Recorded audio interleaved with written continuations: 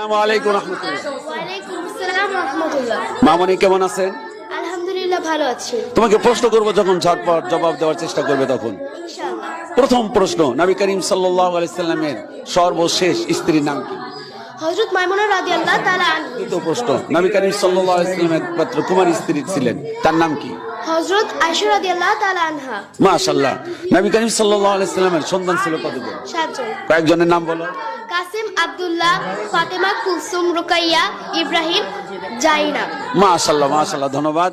4 নম্বর প্রশ্ন, কতবার নবী করিম সাল্লাল্লাহু আলাইহি সাল্লামের বক্তব্য বিবরণ করা হয়? 2 বার। মাশাআল্লাহ। 5 নম্বর, কোন পাহাড়ের গুহায় নবী করিম সাল্লাল্লাহু আলাইহি সাল্লাম ধ্যানমগ্ন থাকতেন? হেরা পাহাড়ের গুহায়। মাশাআল্লাহ। 6 নম্বর প্রশ্ন, নবী করিম সাল্লাল্লাহু আলাইহি সাল্লামের উপর ওহী নাজিল হতে সময় লেগেছে কত দিন?